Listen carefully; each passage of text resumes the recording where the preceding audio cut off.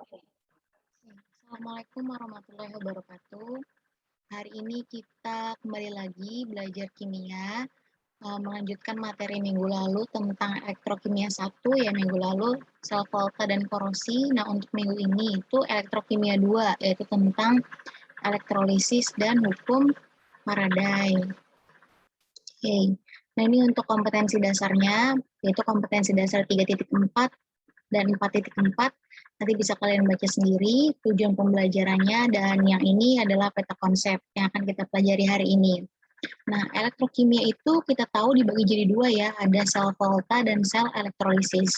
Nah, untuk minggu ini kita belajar tentang elektrolisis. Nah, nanti kita akan bahas ada 5 hal. Yang pertama itu nanti ada reaksi elektrolisis yang terjadi di katoda dan anoda, terus ada hukum Faraday 1, hukum Faraday 2, terus nanti ada stokiometri reaksi elektrolisis, dan yang terakhir itu adalah penggunaan elektrolisis dalam industri. Itu ya. Nah, yang pertama, pengertian sel elektrolisis. Apa sih sel elektrolisis itu? Nah, kalau minggu kemarin itu kita tahu kalau sel volta itu adalah sel yang mengubah energi kimia menjadi energi listrik. Pokoknya kita ingat aja kalau sel volta itu dia menghasilkan energi listrik. Tapi kalau sel elektrolisis itu adalah kebalikan dari sel volta. Dia mengubah energi listrik menjadi energi kimia gitu. Jadi kebalikannya sel volta. Nah, kalau sel volta itu reaksinya berlangsung secara spontan, nah kalau sel elektrolisis kebalikannya, yaitu reaksinya itu tidak spontan gitu. Jadi listrik itu digunakan untuk melangsungkan reaksi redoks yang tidak spontan. Seperti itu ya. Oke, lanjut.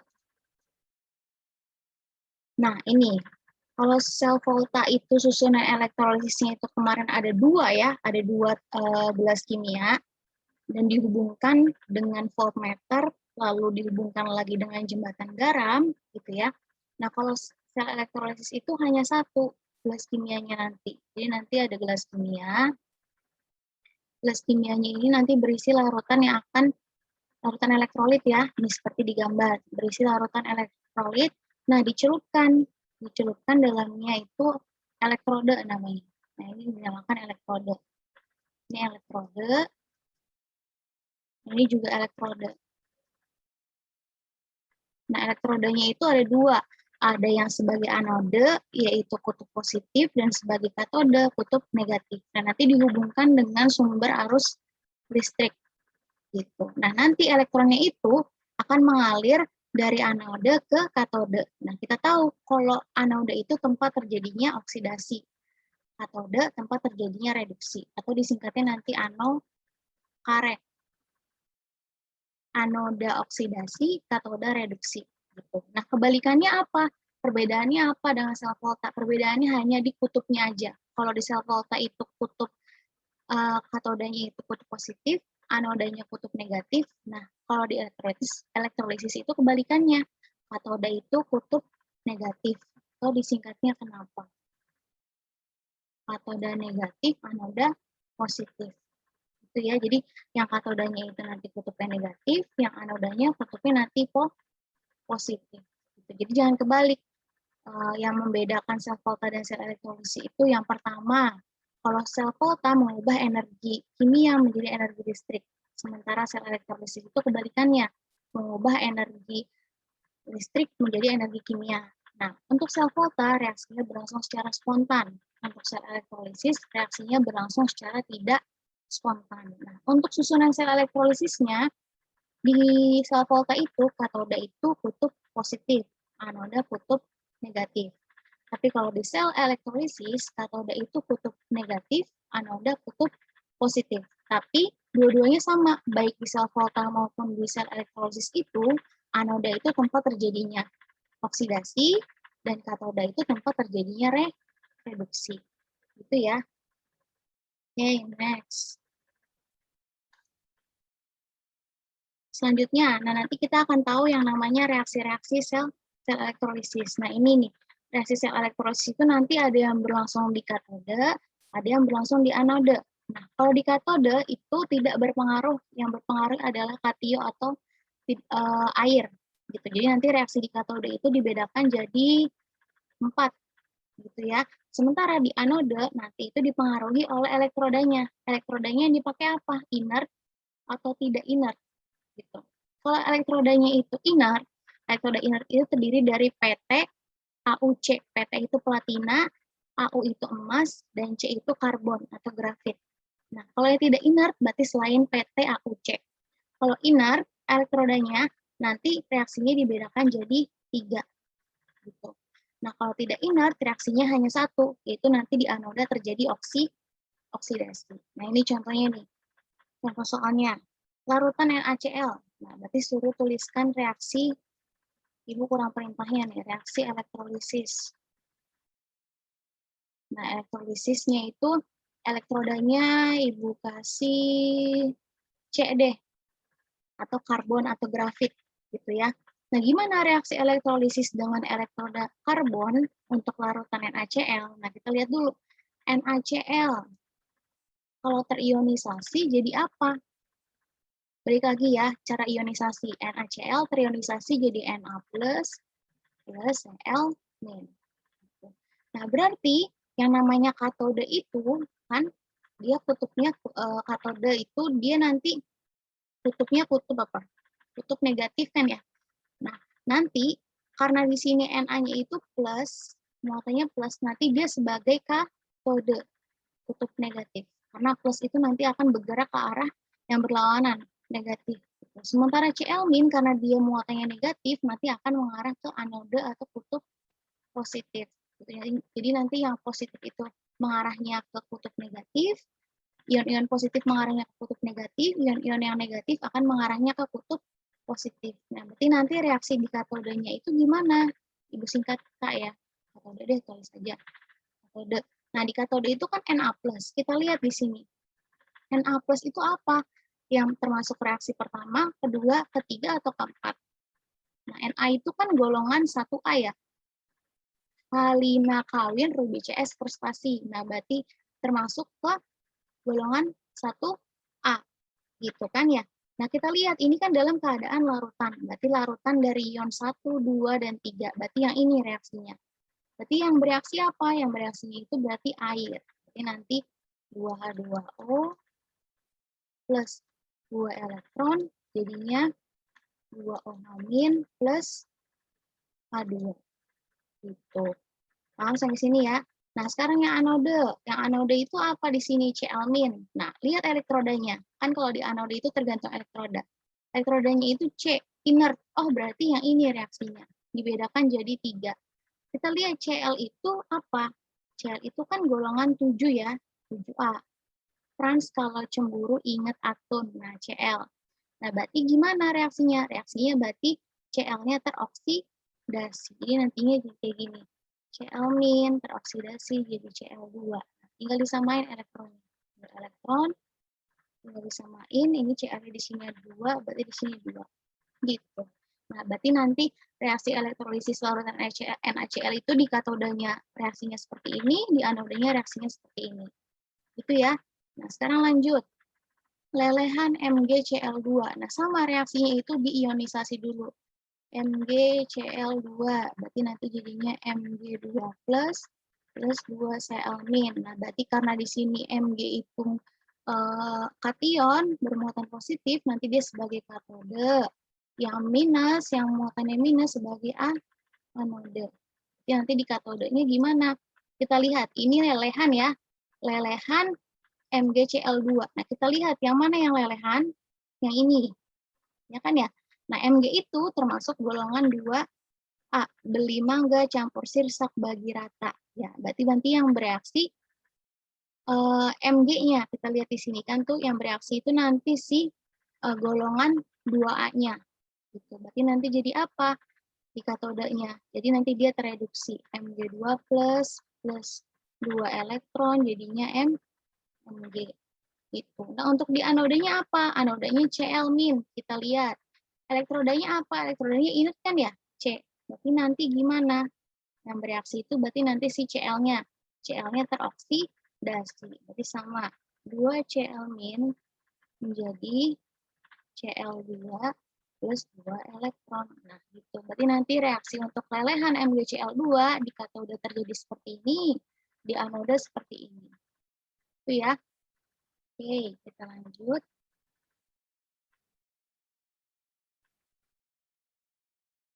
Nah, setelah kita tahu reaksi-reaksi elektrolisis, kita akan bahas tentang hukum-hukum Faraday. Nah, hukum Faraday itu ada dua, ada hukum Faraday 1 dan ada hukum Faraday 2. Nah, apa bunyi hukum Faraday 1?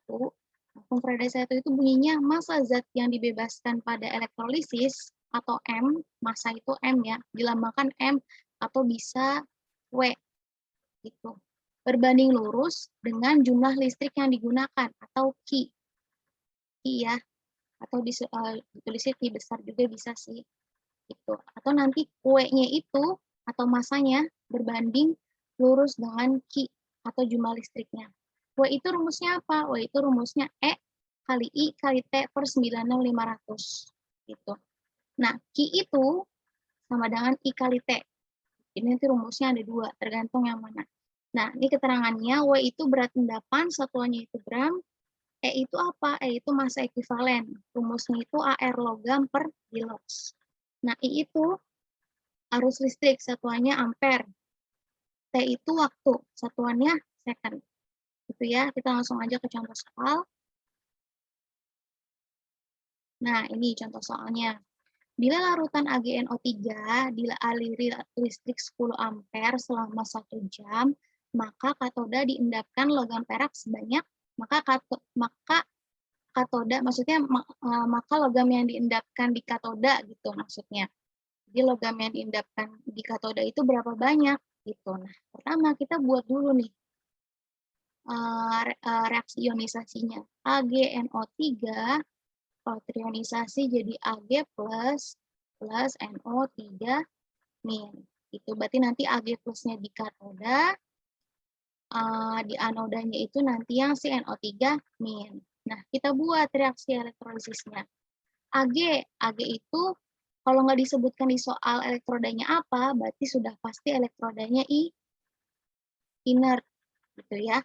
Nah, Ag itu termasuk bukan golongan 1, 2, 3A, bukan hidrogen juga, ya kan ya? Berarti nanti Ag-nya langsung tereduksi. Sorry, salah. Ag-nya langsung tereduksi. Langsung tereduksi. Nah, untuk di anodanya, nanti kita lihat nih, anodanya NO3-. NO3- itu elektrodanya tadi apa? Inert. Berarti NO3- ini kan termasuk sisa asam. Berarti nanti yang bereaksinya itu air. 2H2O, 4H+, plus 4 elektron, plus O2. Gitu. Nah, makanya di katodanya itu nanti menghasilkan endapan logam perak. Nah, kita mau tahu nih berapa banyak sih endapan yang dihasilkan. Rumusnya apa? Rumusnya sama dengan W sama dengan E kali I kali T per 96.500. Nah, kita lihat dulu.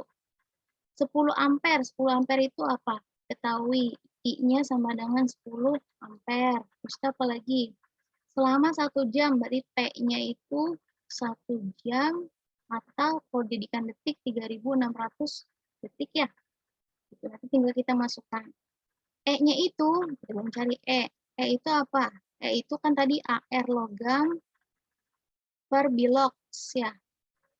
Nah, AR dari Ag, perak itu Ag ya. AR dari Ag itu 108. Berarti nanti 108 per biloxnya kita lihat nih. Bilox Ag berapa? Plus 1 ya, berarti nanti dibagi 1. Berarti nanti E-nya nilainya 108. Nah, kita masukin. Berarti 108 dikali 10 dikali 3.600 per 96.500. Berapa? Hasilnya 40, sekian-sekian gram satuannya. Jadi seperti itu ya. Kalau misalnya ada soal-soal elektrolisis, dibuat dulu reaksi elektrolisisnya supaya tahu kira-kira apa yang ditanya, terus yang diketahuinya apa. Gitu. Terus kira-kira pakai rumus yang mana. Itu ya. Lanjut.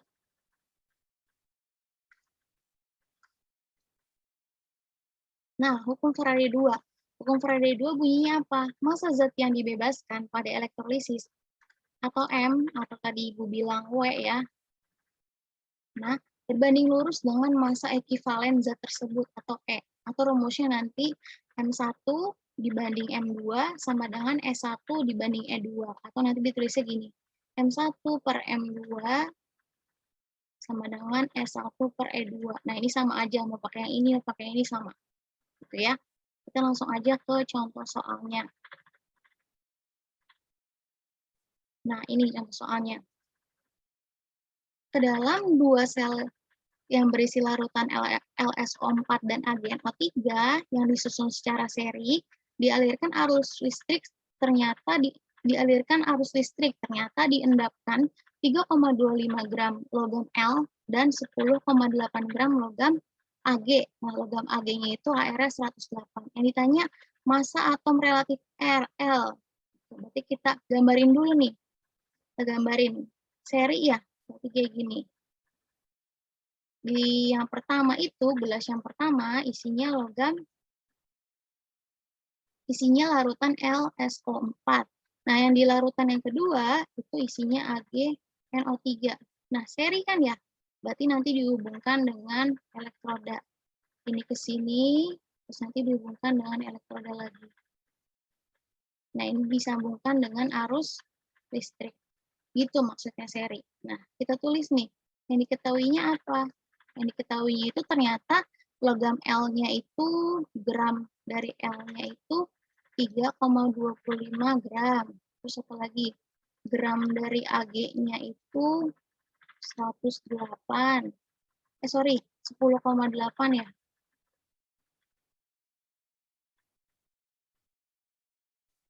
10,8 gram. Terus apa lagi? AR-nya ya, AR-nya Ag 108.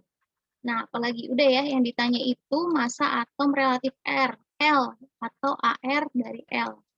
Nah, caranya gimana? Seperti biasa, kita buat reaksi ionisasinya dulu.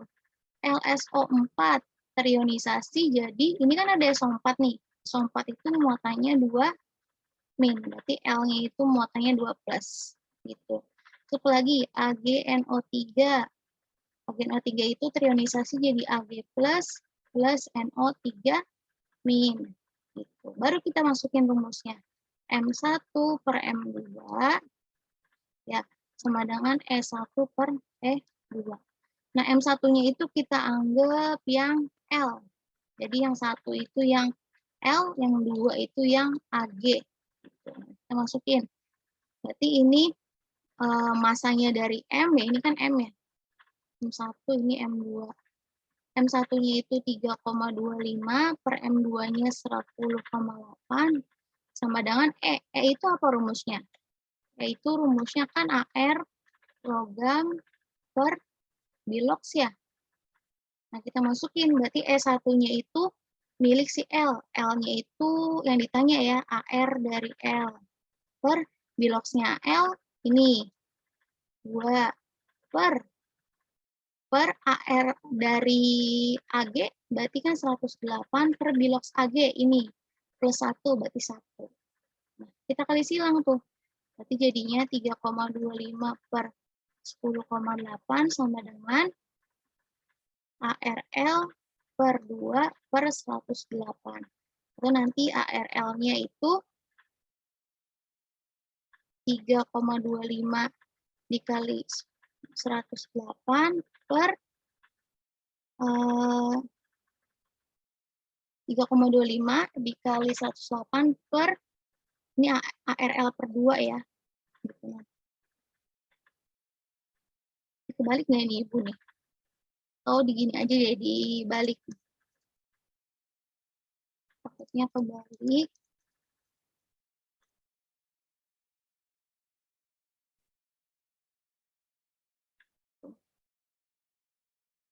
Nah, ini kan ARL per 2 itu nanti kita gini ya, 3,25 per 10,8 sama dengan dibalikan ya, berarti ini kan 108 per 1, berarti nanti jadi 1 per 108. Atau gini nanti, ARL per 2 dikali 1 per 108. Berarti nanti jadinya ARL per 108 kali 2. Tinggal kita kali silang, berarti ARL 3,25 kali 108 kali 2 per 10,8. Nah, dapatnya berapa tuh nanti? Itu, cari sendiri ya, dapatnya berapa. Tuh, paham sampai sini?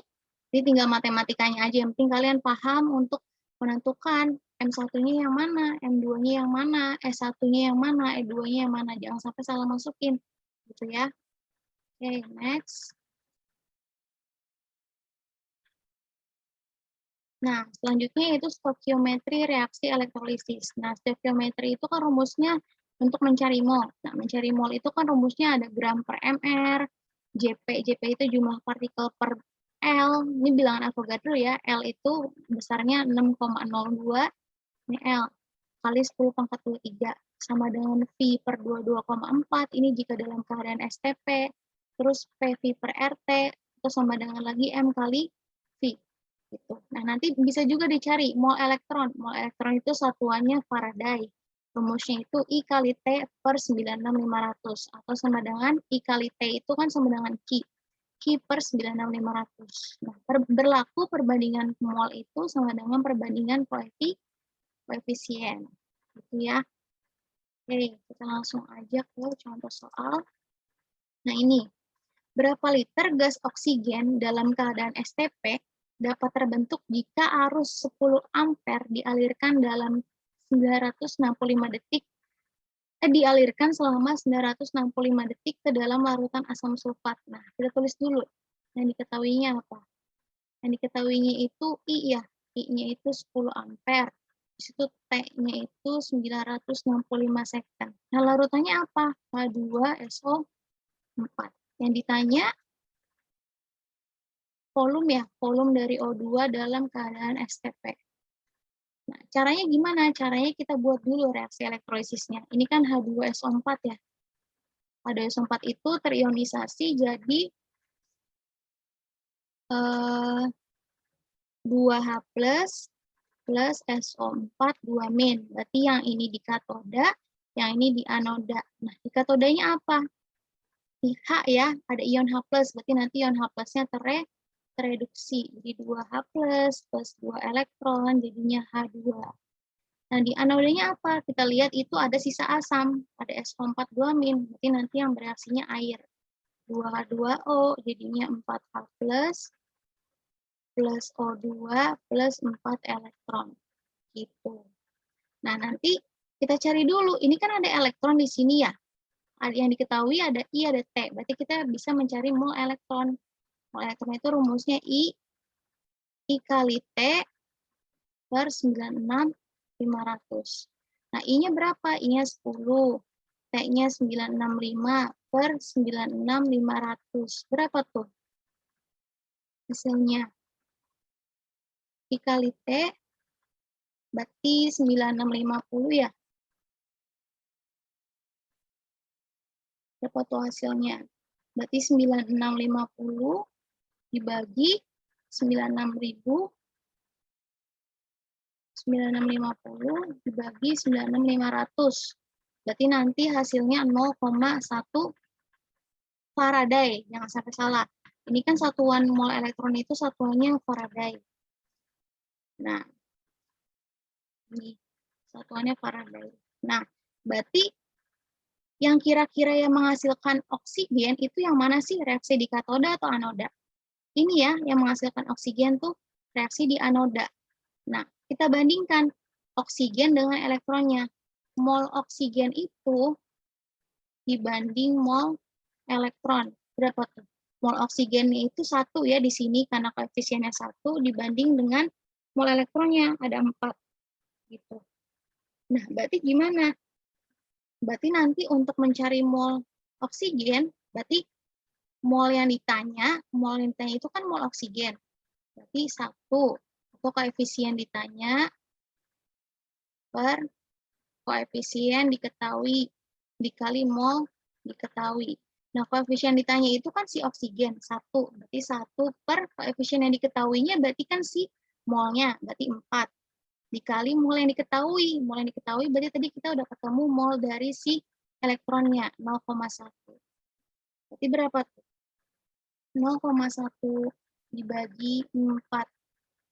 Berarti nanti jumlah mol oksigennya 0,025 mol. Gitu. Nah, udah ketemu nih mol dari si oksigen. Berarti kita bisa cari dong volume dalam keadaan STP.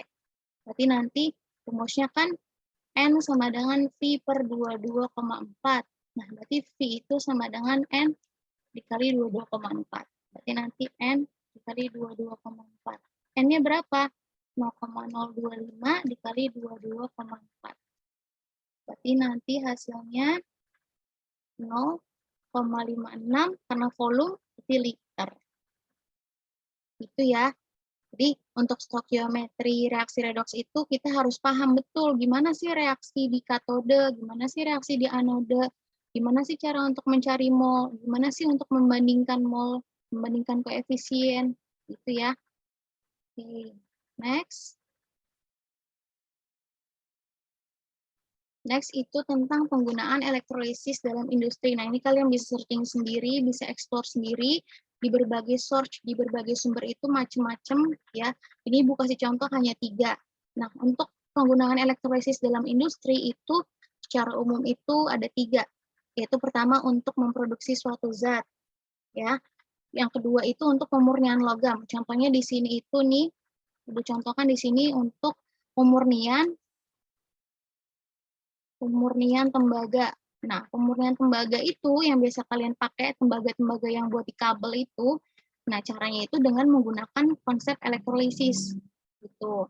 Nah, terus yang ketiga adalah penyepuhan. Nah, ini contohnya adalah penyepuhan logam ya, penyepuhan logam. Atau di sini sendok. Gitu. Jadi ternyata sendok itu biar mengkilap itu disepuh dengan pakai konsep elektrolisis. Nanti kalian bisa searching sendiri aplikasi-aplikasinya dalam bidang industri yang lain, gitu ya, di buku, di internet, di YouTube segala macam, gitu ya. Nah, sekian penjelasan tentang elektrolisis hari ini. Kalau misalnya ada tulisan atau penjelasan yang kurang jelas bisa ditanyakan. Wassalamualaikum warahmatullahi wabarakatuh.